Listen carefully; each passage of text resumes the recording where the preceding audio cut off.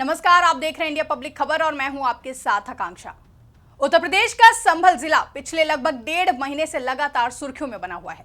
दरअसल यूपी उपचुनावों के बाद प्रदेश के संभल जिले में भारी बवाल देखने को मिला था। 24 नवंबर 2024 की सुबह हिंसा संभल में आहट देती है और सामने आता है रोंगटे खड़े कर देने वाला हंगामा। आगजनी और जली हुई गाड़ियों का मंजर इस बात की गवाही दे रहे थे कि कैसे संभल में तबाही ने अपना तांडव मचाया था। दरअसल ये पूरा मामला शुरू हुआ एक याचिका से। संभल जिले की शाही जामा मस्जिद को हिंदू पक्ष की ओर से अदालत में हरिहर मंदिर बताते हुए याचिका डाली गई थी, जिसके बाद मस्जिद के सर्वे के आदेश कोर्ट की ओर से दिए जाते हैं।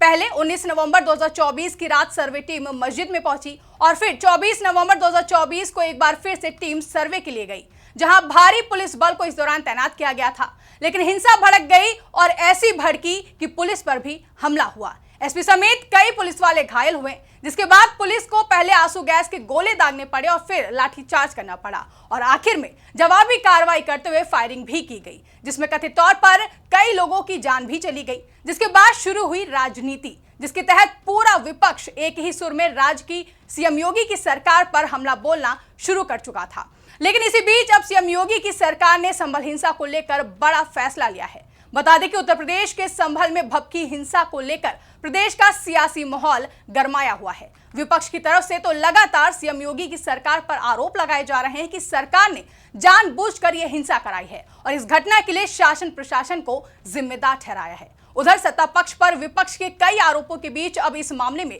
सीएम योगी की सरकार ने बड़ा फैसला लिया है। साथ ही मामले को लेकर अब सरकार और भी ज्यादा गंभीर हो चुकी है, जिसके तहत यूपी सरकार ने 1978 में हुए संभल दंगों की बंद पड़ी फाइल फिर से खोलकर जांच करने का आदेश दिया है। जिसके बाद संभल प्रशासन और पुलिस 47 साल पहले हुए इस दंगे की जांच कर एक हफ्ते में अपनी रिपोर्ट सीएम योगी की सरकार को सौंपेंगे। वहीं तमाम मीडिया रिपोर्ट्स के मुताबिक इस दंगे में मौत का आधिकारिक आंकड़ा 24 का था।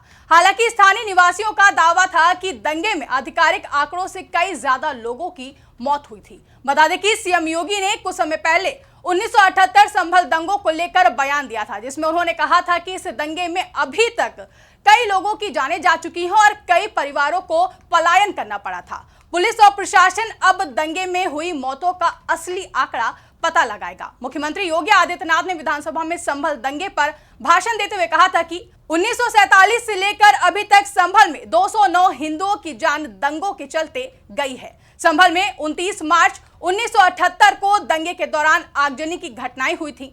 इस घटना में कई हिंदू मारे गए थे। भय के चलते 40 रस्तोगी परिवारों को घर छोड़कर भागना पड़ा। पलायन के गवाह अभी भी मौजूद हैं। मंदिर में कोई पूजा करने वाला बचा नहीं था। घटना के 46 साल बाद अभी तक किसी को सजा तक नहीं मिली। प्रशासन और स्थानीय लोगों की सक्रियता से 46 साल से बंद मंदिर के पट खुले। इसके बाद से अधिकारी संभल दंगों से जुड़ी फाइलों को खंगालने में लगे थे। साथ ही इस दौरान मुख्यमंत्री योगी आदित्यनाथ ने विपक्ष पर तंज कसते हुए कहा था कि एक भी बार निर्दोष हिंदुओं के लिए इन लोगों ने दो शब्द नहीं बोले। संभल में बजरंगबली का जो मंदिर आज निकल रहा है, 1978 से उस मंदिर को इन लोगों ने खुलने नहीं दिया। मुख्यमंत्री योगी आदित्यनाथ के विधानसभा में दिए गए इस बयान के बाद अब बड़ा फैसला लिया गया है, जिसके तहत संभल में 1978 में हुए दंगों की बंद पड़ी फाइल फिर से खोलकर जांच शुरू करने की कवायद शुरू हो चुकी है। मीडिया रिपोर्ट्स के मुताबिक उत्तर प्रदेश में सीएम योगी की सरकार का मानना है कि जांच में हिंदुओं के साथ में काफी भेदभाव किया गया था। अब सरकार ने दंगों की फाइल को फिर से खोलने के आदेश दे दिए हैं। वहीं इस मामले में गृह विभाग की ओर से संभल के जिलाधिकारी और सुप्रीडेंट ऑफ पुलिस को पत्र भेज दिया गया है, जिसके बाद संभल प्रशासन और पुलिस मिलकर आज से 47 साल पहले हुए दंगों की फिर से जांच करेंगे और एक हफ्ते में जांच रिपोर्ट सरकार को पेश करेंगे। उत्तर प्रदेश विधान परिषद के सदस्य श्रीचंद शर्मा के द्वारा शासन को पत्र लिखकर संभल में हुए 1978 के दंगों की जांच की मांग की गई थी। इसके बाद शासन ने संभल के डीएम और एसपी को पत्र के जरिए निर्देश जारी किए हैं। संभल में 14 दिसंबर को कार्तिकेय महादेव मंदिर का 46 साल बाद ताला खुला। इसके बाद सामने आए 1978 के दंगा पीड़ितों ने अपनी दास्तां सुनाई थी, जहां सीएम योगी आदित्यनाथ ने विधानसभा में भी 1978 के दंगे का जिक्र किया। इसी बीच उत्तर प्रदेश के मुख्यमंत्री योगी आदित्यनाथ ने मंदिर मस्जिद विवाद पर अपना पक्ष साफ कर दिया है। जिस तरीके से संभल की शाही जामा मस्जिद को लेकर विवाद गहराता जा रहा है और प्लेसेस ऑफ वर्शिप एक्ट 1991 का हवाला देते हुए कहा जा रहा है कि पूजा स्थलों के मौजूदा स्वरूप में किसी प्रकार की छेड़छाड़ नहीं होनी चाहिए। इन सभी तर्कों के इतर यूपी के मुख्यमंत्री योगी आदित्यनाथ ने पूरे मुद्दे पर अलग बयान दिया है, जिसमें सीएम योगी आदित्यनाथ ने इसे कैंसर बताते हुए कहा कि ऐसे घाव के लिए सर्जरी की आवश्यकता होती है। एक मीडिया कार्यक्रम में सीएम योगी ने कहा कि हम किसी भी धर्म के खिलाफ नहीं हैं। हम लंबे समय से सभी पूजा स्थलों का सम्मान करते आए हैं, लेकिन अगर किसी समुदाय के प्रार्थना स्थल को तोड़ा जाता है या कब्जा किया जाता है तो इसकी कड़ी आलोचना होनी चाहिए। संभल का इस्लामीकरण किया गया है। हमारे धर्म के सभी प्रतीकों को नष्ट, ढका और कंक्रीट कर दिया गया है। 2017 से पहले वहां लगातार दंगे होते रहे हैं।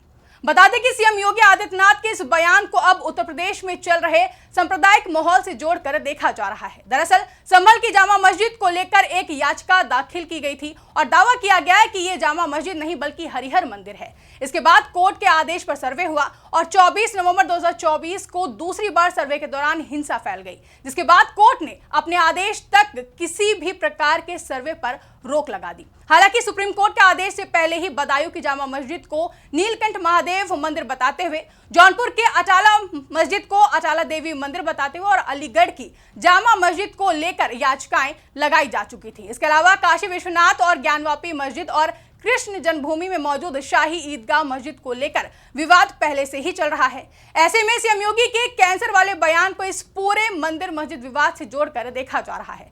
हालांकि इससे पहले आरएसएस के प्रमुख मोहन भागवत भी इस मुद्दे पर अपनी राय रख चुके हैं, जो कि सीएम योगी के मौजूदा बयान से बिल्कुल अलग है। पिछले साल दिसंबर में एक कार्यक्रम के दौरान आरएसएस के प्रमुख मोहन भागवत ने कहा था कि हम लंबे समय से सद्भाव में रह रहे हैं। अगर हम दुनिया को यह सद्भाव प्रदान करना चाहते हैं तो हमें इसका एक मॉडल बनाना होगा। राम मंदिर के निर्माण के बाद कुछ लोग सोचते हैं कि वो प्रचार करके हिंदुओं के नेता बन सकते हैं। नई जगहों पर इस तरह के मुद्दे उठाना स्वीकार्य नहीं है। राम मंदिर का निर्माण इसलिए किया गया क्योंकि वे सभी हिंदुओं की आस्था का विषय था।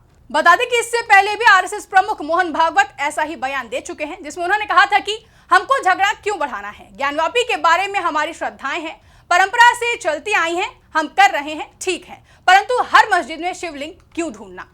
फिलहाल इन सभी बयानों के बीच सीएम योगी के कैंसर वाले बयान के भी अलग मायने निकाले जा रहे हैं। साफ है कि प्रदेश में सीएम योगी की सरकार इस मुद्दे को लेकर काफी मुखर है, तो वहीं संभल प्रशासन और पुलिस 47 साल पहले हुए दंगे की जांच कर एक हफ्ते में अपनी रिपोर्ट सीएम योगी की सरकार को सौंपेंगे। ऐसे में देखना दिलचस्प होगा कि इस रिपोर्ट के सामने आने के बाद संभल को लेकर क्या नए खुलासे सामने आते हैं। फिलहाल के लिए इस रिपोर्ट में बस इतना ही। इस रिपोर्ट को लेकर आपकी क्या राय है, कमेंट करके हमें जरूर बताएं।